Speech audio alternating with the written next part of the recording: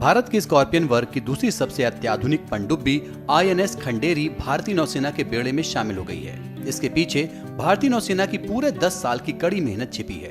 पहले भारतीय नौसेना ने INS खंडेरी को अपने बेड़े में शामिल करने से इनकार कर दिया था। नौसेना को समुद्र में यूजर ट्रायल के दौरान इस पनडुब्बी के इंजन से ज्यादा आवाज आने की शिकायत थी। इस कारण खंडेरी को देरी से नौसेना में कमीशन किया गया। लेकिन क्या आप जानते हैं कि पनडुब्बी का इतिहास क्या है? किसने बनाई थी पहली पनडुब्बी? दरअसल 1620 में पहली सफल पनडुब्बी डच इंजीनियर कार्नेलियस ड्रेब्रेल ने बनाई थी। यह एक जहाज की तरह था जो लकड़ी से बना था। यह जहाज पानी रोकने के लिए तेल से सना हुआ चमड़े से ढका था और लगभग 4 मीटर की गहराई तक डूब सकता था और कई घंटों तक पानी के नीचे रह सकता था। टेम्स नदी में इसका परीक्षण किया गया था, जहां इसने 3 घंटे की यात्रा पूरी की थी। इसके बाद अमेरिकी आविष्कारक डेविड बुशनेल ने अमेरिकी क्रांति के दौरान 1775 में पहली सैन्य पनडुब्बी विकसित की। जब पनडुब्बी को हम देखते हैं तो सबसे पहला सवाल जहन में आता है कि पनडुब्बी के अंदर लोग कैसे रहते होंगे। चलिए आपको बताते हैं। पनडुब्बी में जगह बड़ी मायने रखती है। पनडुब्बी के चालक दल को बहुत तंग और छोटे क्वार्टरों में रखा और खिलाया जाता है, जिसे बर्थिंग और मैस डेक कहा जाता है।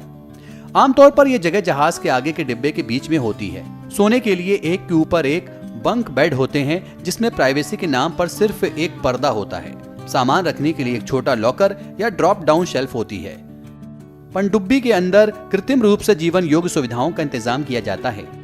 आजकल की पनडुब्बियां अपने चालक दल के लिए सांस लेने वाली ऑक्सीजन समुद्री जल के विघटन की प्रक्रिया से प्राप्त करती हैं। इसके अलावा ऑक्सीजन की पर्याप्त उपलब्धता के लिए पनडुब्बी में एक ऑक्सीजन टंकी भी होती है।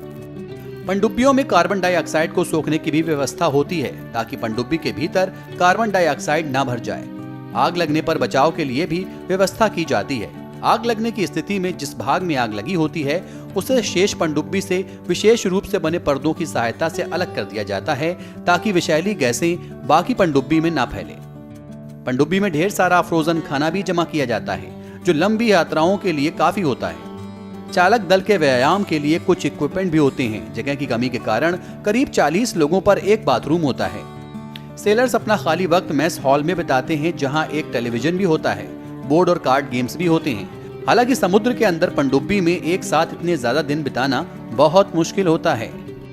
स्कॉटलैंड में नवंबर 2006 में आर्कने के समुद्र तट के पास 70 फीट की गहराई में 2 रहस्यमयी पनडुब्बियों के अवशेष पाए गए थे। ये पनडुब्बियां किसकी थीं, कहां की थीं, किस देश की थीं, इसकी पहचान नहीं हो पाई थी। इनके चालक दलों का भी कोई चिन्ह नहीं मिला था। अनुमान लगाए जा रहे थे कि ये जर्मनी की यू बोट है, जो द्वितीय विश्व युद्ध के दौरान नष्ट हो गई थी। अमर उजाला.com